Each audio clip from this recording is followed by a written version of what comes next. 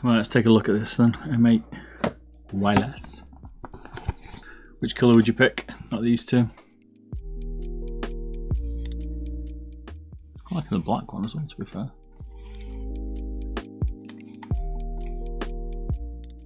Looks like it's got better coating, the black one. You can see the coating there on this one. It's a bit smoother than the white one, I would say.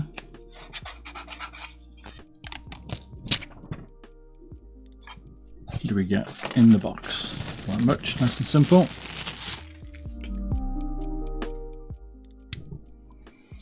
USB-C, tidy, finally. Well, we knew it was going to be USB-C. I'm expecting it's got similar components to the M42, the M4, the MZ1 wireless, all the same stuff. Oh nice, get some spare skates, that's what I was hoping for, tidy. But I'm sure look, they are slightly rounded as well, which is good. It's a bit hard to see on there, but you can just see the edges, so at least they rounded them.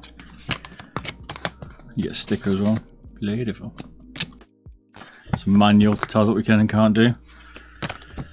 Blah blah blah. We got CPI, usual stuff, same buttons. Battery percentage and a colour LED. That's pretty cool. A bit better than normal. On the side though, a bit weird. 1000 pole. A few CPI settings. I'm going to read them out, but you can see there's definitely a few selections there.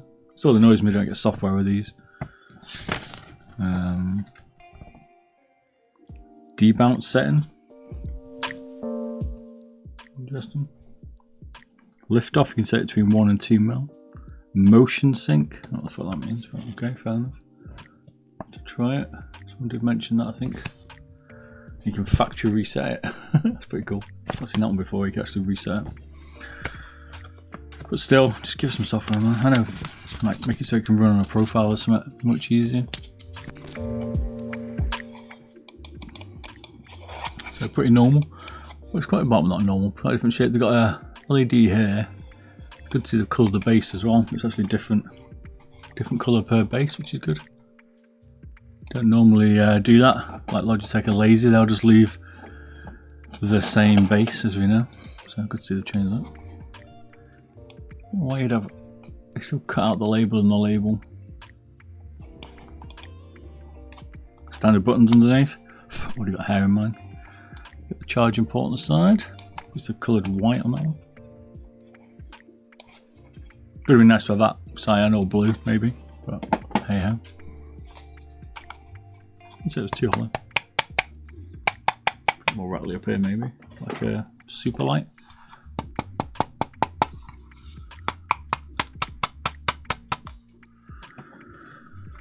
Pulsar.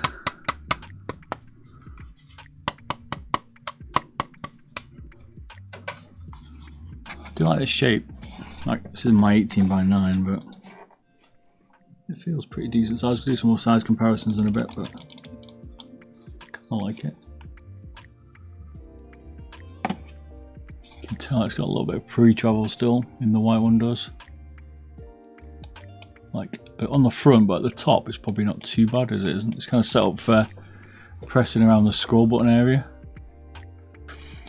I don't know, it's kind of going back to an older version, isn't it? A bit more retro, like the Katana Ninjutsu, a bit like the Intelli Microsoft one. It's like going back to that vibe. It's good to see they're using large skates. And only 2 skates as well, which is good. No sensor skate. I've always said it's pretty pointless.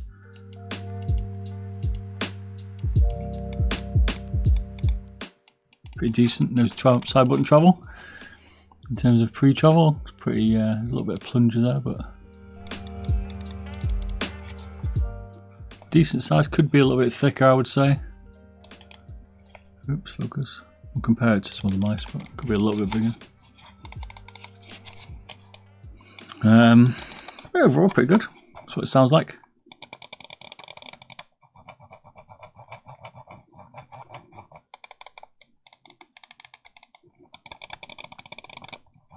That's pretty good. So it sounds like it's pulsar.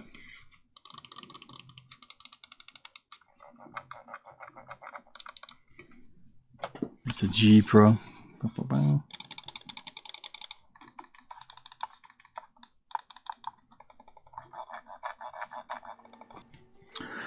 There it is side by side then against the super light. This is the medium one. This is the HTS wireless, give you an idea on the size.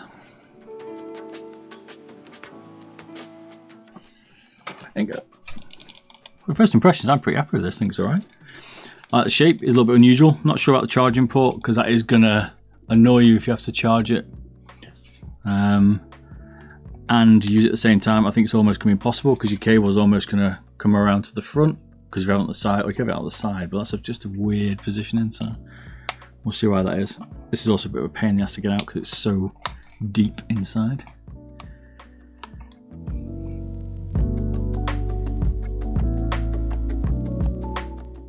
Look how deep that charging port is. I think that's going to cause problems depending on the cable, so wobble wise, there we go. I think it's pretty good, the white one's pretty good. So there's no it's like a fraction of a movement, but it's pretty solid, that I would say. Again, the other light one's pretty solid. I can kind of like, and if I pull it, it's pretty that's like fully pulling it. Pretty good. Creaky wise, I mean,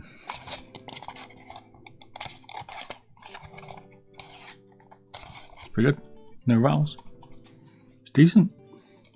And the only bad thing I'd say is if you're right at the front, you're gonna get a bit of pre-travel. I'm gonna be right on top of the switches where the scroll wheel is. So, but in the side buttons are pretty easy to reach for me. Like sometimes you'll see me trying to reach them, and the super light's a little bit further forward.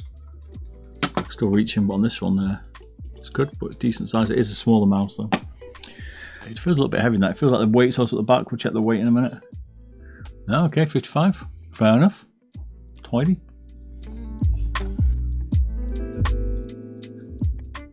Yeah, ish, half a gram. Oh, it feels heavy. Maybe because it's smaller, it feels heavier. Like it is quite a small mouse. Even that's similar as the kind of where the hump is.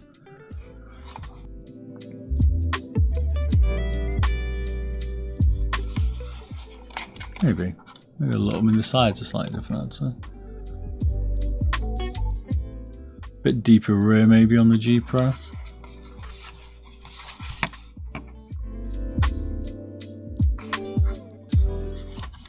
Love the G Pro skate size. Yeah, me too. It's a shame that it's not rounded. I don't understand that. So yeah, Pulsar Mini. A lot flatter than Mini. They look pretty similar in terms of width and length. If we compare them here in a sec. Look at that.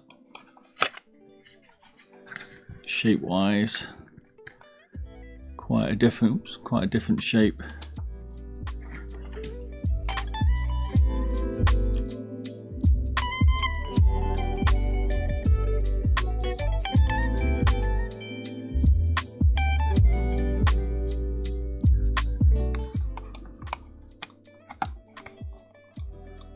Yeah, they're very similar. Like,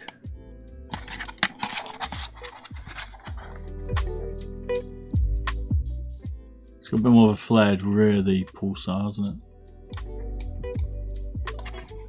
Similar.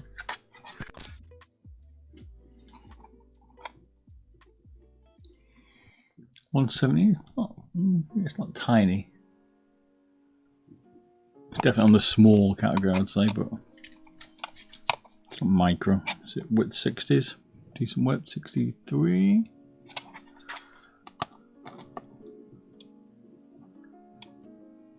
$2 mm on the back, a bit wider. Probably 38 high, I reckon. No, I'm totally wrong. 43. It's pretty high. It's got a high hump. Pretty high hump there. What feels it? 42, 43.